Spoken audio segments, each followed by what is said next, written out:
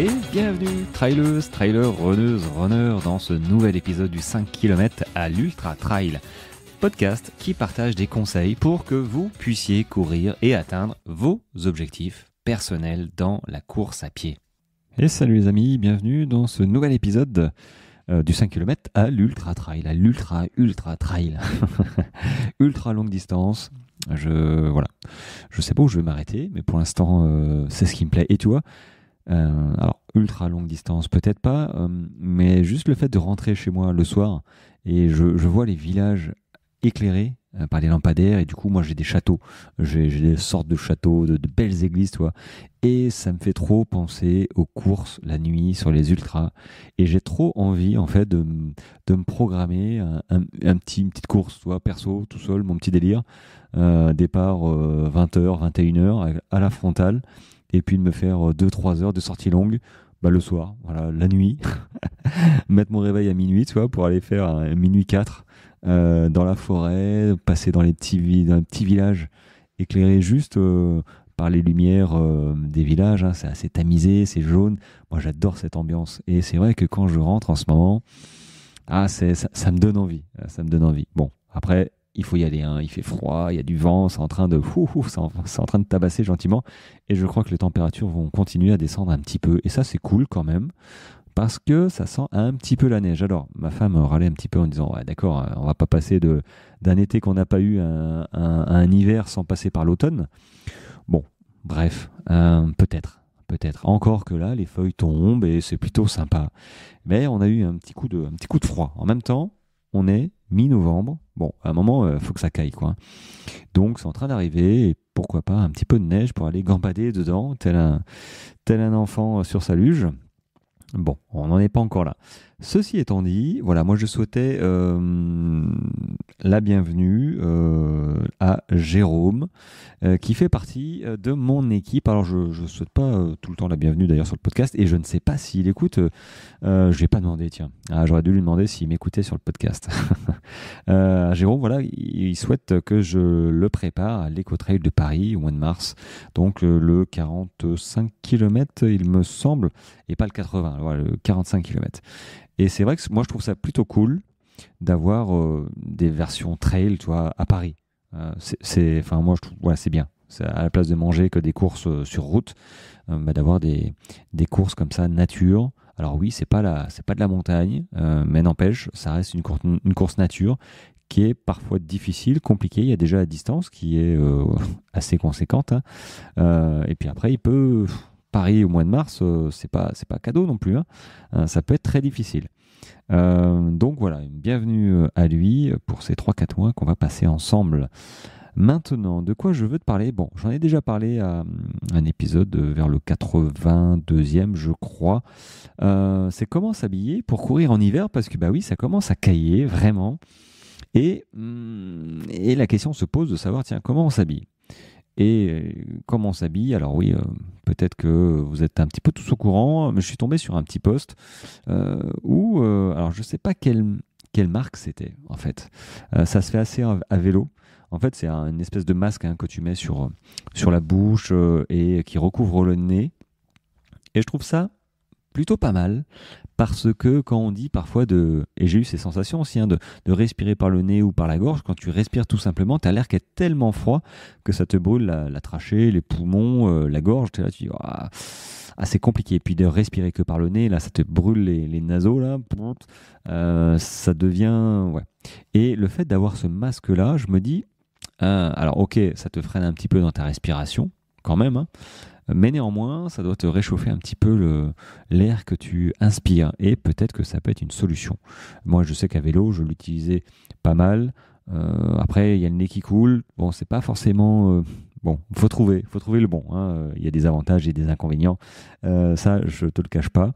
Mais ça peut être une solution quand tu sais que voilà, tu habites dans un coin où il fait froid, où tu souffres un petit peu peut-être pour réchauffer le nez.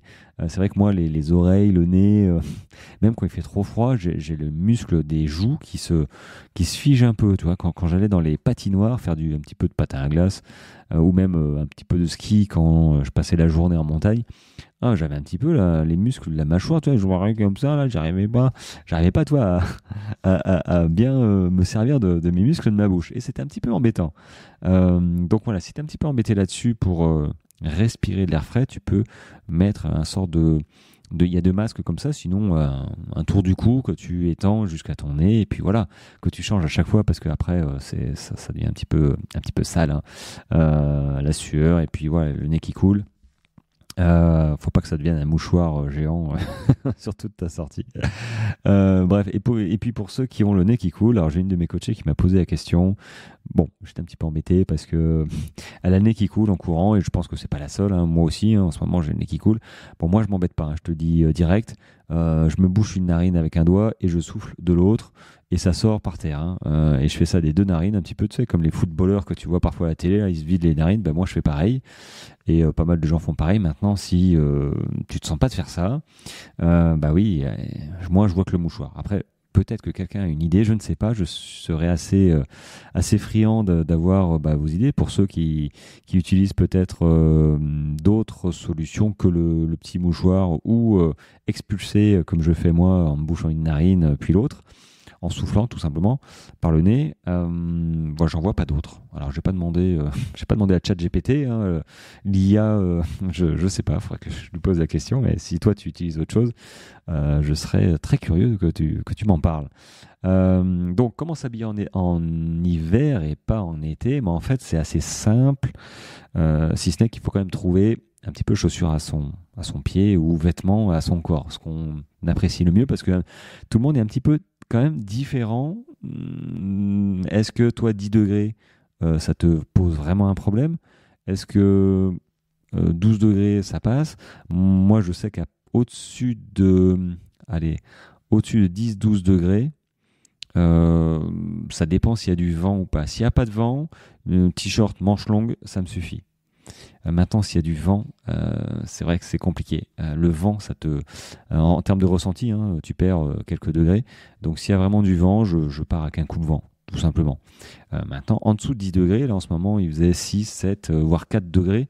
Bon, écoute, ce matin, je suis parti avec t-shirt manche longue et veste.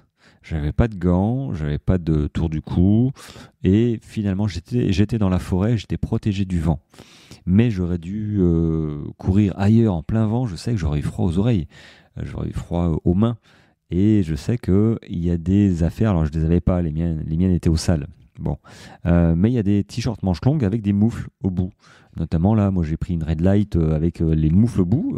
C'est quand même cool de courir avec ça. Alors il y a aussi des gants isothermes, et c'est pas mal aussi. J'en ai une paire. C'est vrai que les extrémités, il faut se couvrir les extrémités. Il y a une déperdition de chaleur. C'est un petit peu comme une maison mal isolée, un petit peu comme la mienne, tu vois.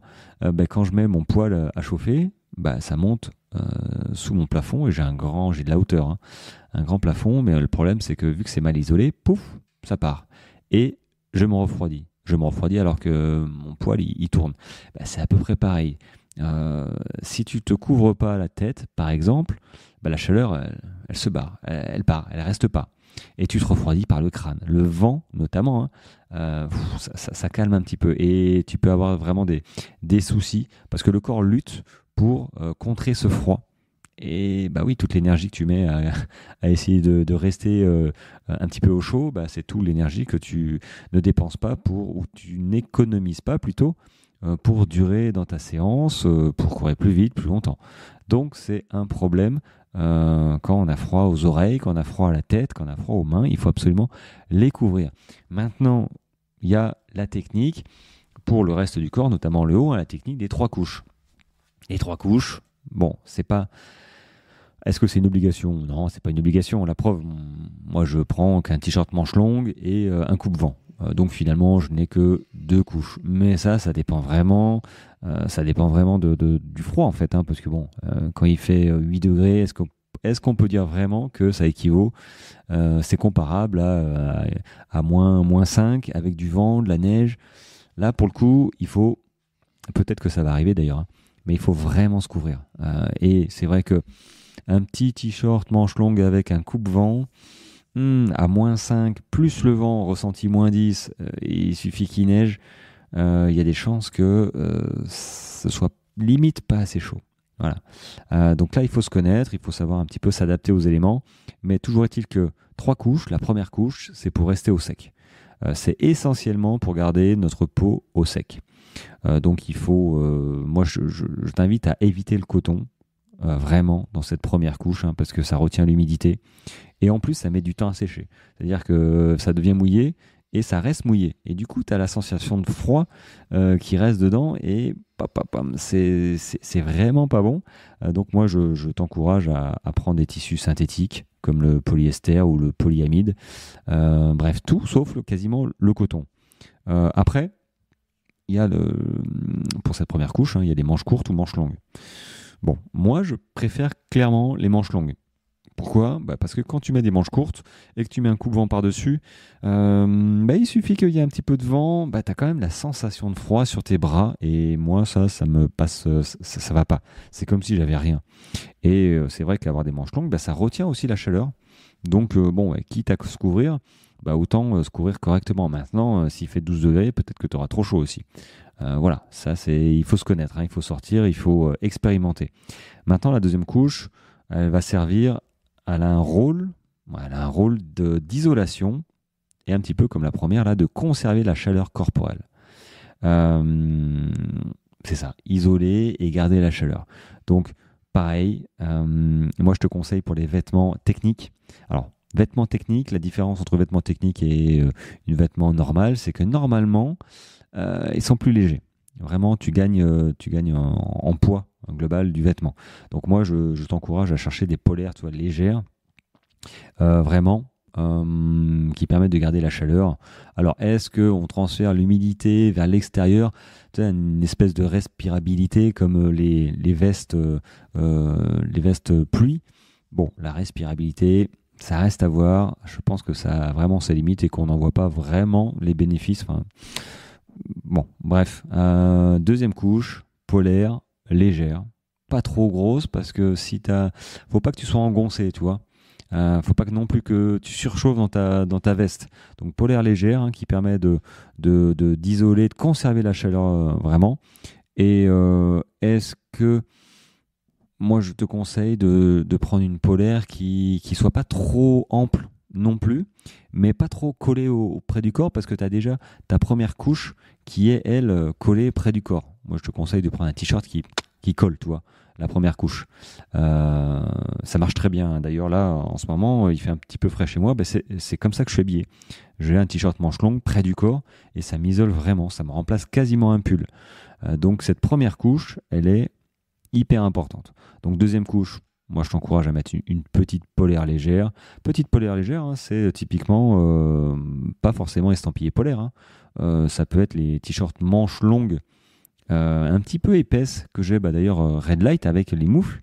C'est pas un t-shirt, mais c'est une petite polaire légère avec manches longues et des moufles à la fin. Bon, c'est pas la seule, hein. Et troisième couche, évidemment, c'est la couche extérieure. Et là, moi, s'il y a pas de vent, je la prends pas. Typiquement, s'il fait 2 degrés, mais qu'il n'y a pas de vent, qu'il y a du soleil. Ouais, ça aussi, hein, s'il fait pas beau, c'est compliqué. Mais s'il y a du soleil, qu'il n'y a pas de vent, le temps est idéal, je pars avec mes 2 premières couches. Et la troisième, je la mets pas parce que je sais que je vais avoir trop chaud en fait. Parce que cette troisième couche qui est donc ta veste qui lutte, hein, contre le vent et la pluie, généralement, hein, ta veste pluie, en fait, ça te garde cette chaleur. Alors oui, ça te protège de la pluie, du vent, mais en même temps, ça retient la chaleur à l'intérieur de ton corps. Et moi, je sais que quand je me couvre un petit peu trop, que je suis un petit peu trop frileux à la maison, tu sais, au début, quand tu commences à courir, tu te charges, j'ai envie de te dire, hein, tu te couvres de la tête aux pieds, puis petit à petit, tu libères. Et parfois, je me couvre un petit peu trop et ma veste, elle est trop, mes gants, ils sont de trop, et je les mets dans un coin, puis je les récupère en revenant, tu vois. Donc la veste, voilà, s'il y a du vent, en termes de ressenti, le vent va passer à travers ta polaire et tu risques de te refroidir. S'il est glacial, comme le Mistral, compliqué. Donc il faut une veste. Maintenant, Kili Vest, moi, c'est clair, c'est avec capuche. Sauf là, j'ai gagné une veste quand j'étais bénévole, là, une veste coupe-vent sans capuche. Bah, c'est cool. La capuche, moi, ça me gonfle quand je cours. Maintenant, tu as une veste pour la pluie, pour faire les trails, les ultras ou des trails tout court, hein. Bah oui, il faut la capuche. Évidemment, il faut la capuche, on va dire, intégrée pour vraiment l'étanchéité, quoi. Donc bon, il n'y a pas vraiment de débat là-dessus, mais c'est vrai que courir avec une capuche, bon, ça reste. Alors moi, je la rentre dans le col. Voilà, quand vraiment ça me gonfle un petit peu, ça fait du bruit, ça se balade. Voilà. Après, il y a des accessoires et j'en ai parlé, hein. Ça, c'est le haut du corps. Bah, tu as aussi le bas du corps, bon, pantalon, hein, clairement. Pantalon manche longue, hein, enfin pantalon Décathlon, on en fait un à 70 €, je crois. Je crois que j'ai celui-là, il faudrait que je regarde. Euh, Contre le vent, contre le froid, surtout contre le froid. Je l'ai mis l'année dernière pour courir vers chez moi quand il y avait de la neige, tout ça. Bon, bah, quand tu restes actif, c'est suffisant. Et je n'étais pas partisan, tu vois, d'avoir un pantalon, de courir en pantalon, ou même de randonner avec un pantalon quand il faisait froid. Et puis finalement, c'est bien parce que tu luttes pas, comme je l'ai expliqué, hein, le corps lutte contre la déperdition de froid. Et forcément, même si tu es bien, bah, les jambes, elles sont toutes rouges. Et elles sont pas toutes rouges pour rien. Donc ça veut dire que il y a une partie de ton énergie, toi, qui lutte pour garder les jambes un petit peu au chaud. Et c'est nul. Donc il faut te trouver un pantalon, surtout si tu es sur des courses, longues courses. Clairement, pantalon contre le froid. Voilà, je parle pas contre la pluie, parce qu'il y a aussi des pantalons contre la pluie, enfin, pour lutter contre la pluie. Mais pantalon pour le froid, c'est évidemment la solution, quasiment unique, tu vois. Après, quand j'en ai parlé des accessoires, hein, les accessoires, bonnets, gants, chaussettes. Les chaussettes aussi sont importants, mais c'est vrai que les bonnets, gants, tour du cou, ouais, pour protéger la tête, les oreilles, le cou. Voilà. Quand il y a du vent, parfois ça s'engouffre dans le cou, et juste un tour du cou, bah, ça permet de rester vraiment, de garder la chaleur enfermée. Puis moi, quand il me le manque, et c'est chiant, hein, vraiment, je sens que je suis pas bien, tu vois, il me manque quelque chose. Voilà, dans l'essentiel qu'il faut retenir, c'est ça, c'est ces trois couches-là, plus les accessoires à trouver. Et puis, alors le froid et la pluie, là je pense aux chaussures. Bah, moi là je viens de recommander, je les ai eues, hein, mes chaussures Sportiva Gore-Tex, et je trouve ça cool d'avoir des chaussures étanches. Ça me garde au chaud et sincèrement c'est cool, vraiment. Alors oui, il y en a qui vont dire bah, le problème c'est que l'humidité elle s'échappe pas. Peut-être, mais bon, en même temps quand tu cours 1 heure, je t'en fous d'avoir l'humidité. À moins encore de faire du fractionné, tes pieds ils sont au chaud, bah, tu changes tes chaussettes au bout d'1 heure. Moi je sais que j'ai fait 24 heures avec l'année dernière, au mois de février. Bah, j'étais bien content de les avoir parce qu'il y avait de la boue, il y avait de la pluie et j'avais pas froid aux pieds. Mes pieds étaient quasiment secs et c'était vraiment le bonheur. Donc bon, voilà, je fais une petite aparté là-dessus, mais c'est vrai que quand je les ai remis, c'est le même modèle que l'année dernière, en neuf, hein, forcément, et elles me vont comme un gant et c'est vraiment cool de pas se poser la question. Tu passes au milieu du chemin, t'en as rien à foutre, tu vas et t'as les pieds au sec. C'est un vrai bonheur. Bon, bref. Écoute, je voulais te dire aussi que j'ai fait un PDF là-dessus, là, comment s'habiller pour courir en hiver avec... Attends, j'essaye de l'ouvrir en même temps, je le parcours. Donc, je récapitule les 3 couches, mais à l'intérieur, il faut que je vérifie les liens. Je t'ai mis 4 tenues. Alors, 2 tenues hommes, 2 tenues femmes. Tu cliques dessus et tu arrives sur des sites, Iron généralement. Je crois que c'est Iron, hein. J'ai fait le tour d'Iron. Alors, je ne suis pas du tout financé, partenariat, rien du tout, hein. C'est juste que, voilà, c'est pour te donner une idée un petit peu des vêtements dont je parlais, en fait, hein, tout simplement. Est-ce qu'ils sont encore à jour? Il faudra que je vois, mais je pense qu'ils sont encore à jour. Voilà, coupe-vent, imperméable, voilà, il y a des vestes. Je pense que ça peut t'aider. Puis après, le choix du bon tissu, voilà, les 3. Quand tu as une température très froide, bah là, il y a les pantalons, protéger les extrémités. Là aussi, si tu cliques sur les bonnets, il y a le lien. J'ai bien fait ça, hein. Il y a les liens. Donc, ça peut peut-être t'intéresser. Je l'enverrai à ma newsletter. Voilà, tous ceux qui sont abonnés à ma newsletter, j'enverrai ce PDF comme ça. Bah, ce sera utile. Et si tu le veux, bah écoute, je mettrai, je pense, un lien de téléchargement. Ah, faut que je vois ça. Lien de téléchargement, tu me demandes, tu me contactes et je te l'envoie. Faut que je vois. Je le mettrai aussi en story, pas en story, pardon, sur Instagram pour l'envoyer aussi. Donc, check un petit peu Instagram. Abonne-toi à la newsletter si tu veux recevoir, si c'est pas déjà fait. Mais ça peut peut-être t'aider à avoir des exemples de vêtements. Ouais. Bref, tu fais comme tu veux. Allez, 20 minutes. Merci de tes écoutes. Toujours et encore, merci de vos écoutes parce que c'est grâce à ça que je vois que je suis écouté et puis j'ai des retours sur notamment le dernier épisode aussi, donc moi ça me fait vraiment chaud au cœur. Si vous n'êtes pas là, moi je ne serai plus là. Donc un grand merci pour ça et je continue du coup à donner des conseils et à vous faire plaisir. Voilà, tout simplement. Allez, sur ce, c'est bientôt le week-end. Force et honneur et je vous dis à demain. Je te dis à demain pour un prochain épisode. De quoi je vais parler? Peut-être de respiration. J'en dis pas plus. Allez, ciao.